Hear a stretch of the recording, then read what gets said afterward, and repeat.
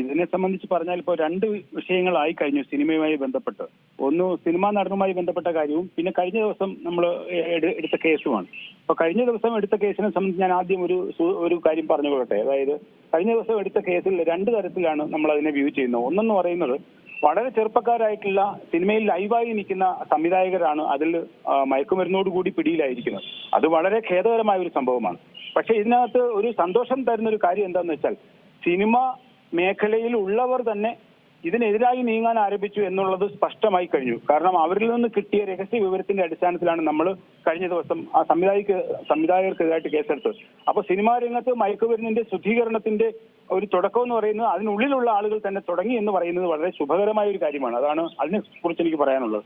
പിന്നെ സിനിമാ നടനുമായി ബന്ധപ്പെട്ട കാര്യത്തെ കുറിച്ച് പറയുകയാണെന്നുണ്ടെങ്കിൽ അവര് രണ്ട് സിനിമാ താരങ്ങളെ ഇന്ന് ആലപ്പുഴയിലേക്ക് ചോദ്യം ചെയ്യാൻ വിളിച്ചിട്ടുണ്ട് എന്നുള്ള വിവരമാണ് നമ്മൾ മാധ്യമങ്ങളിൽ നിന്ന് അറിയുന്നത്.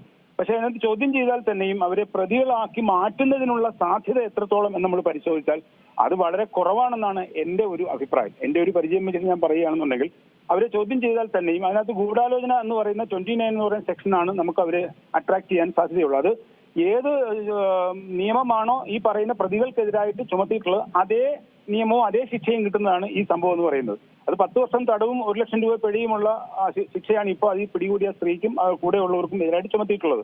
പക്ഷെ ഇത് ഈ സിനിമാ നടന്മാരെ സംബന്ധിച്ച് ഇത് പ്രൂവ് ചെയ്യണമെന്നുണ്ടെങ്കിൽ വലിയ പ്രയാസമാണ്. കാരണം ഇത് ഒരു ഫണ്ട് ചെയ്തെന്നോ പണം ചെലവാക്കിയെന്നോ മയക്കുമരുന്ന് കൊണ്ടുവരുന്നതിന് ഒരു നിർദ്ദേശം കൊടുത്തുവെന്നോ അങ്ങനെയൊക്കെയുള്ള സ്പഷ്ടമായ കാര്യങ്ങൾ തെളിയിക്കപ്പെട്ടാൽ മാത്രമേ അവർ പ്രതിസ്ഥാനത്ത് വരികയുള്ളൂ എന്നുള്ളതാണ് വാസ്തവം. അതായത് അപ്പോൾ ഇന്നത്തെ ഈ ഒരു പ്രൊസീജിയർ ഒരു ചോദ്യം ചെയ്ത് വിട്ടയക്കുക എന്ന് മാത്രമല്ല, അതിൽ കൂടുതൽ വിവരങ്ങൾ ചോദിച്ചറിയുക, ഇതിന്റെ ഒരു കണ്ണി ആരാണ് തുടങ്ങിയ കാര്യങ്ങൾ മാത്രം അറിയുക എന്നുള്ളതല്ലേ. ഇതെപ്പോഴാണ് ഒരു കേസിലേക്ക് പോകുന്ന ഒരു സ്ഥിതിയിലേക്ക് പോകുന്നത്? എങ്ങനെയാ ഇതിപ്പോ ഒരു കേസിലേക്ക് പോകണമെന്നുണ്ടെങ്കിൽ ഈ സിനിമാ താരങ്ങളിൽ നിന്നും ഇവരുമായി ബന്ധപ്പെടുന്ന കൃത്യമായ ലിങ്കുകൾ കിട്ടണം.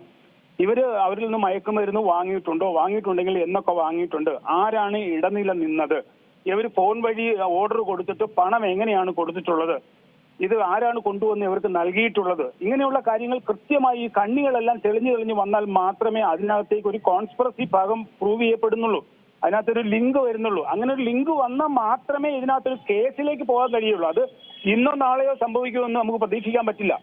ഏറ്റവും പുതിയ വാർത്തകളും വിശേഷങ്ങളും വിരൽ തുമ്പിലറിയാൻ സീ മലയാളം ന്യൂസ് എല്ലാ ഡിജിറ്റൽ പ്ലാറ്റ്ഫോമുകളിലും ലഭ്യം.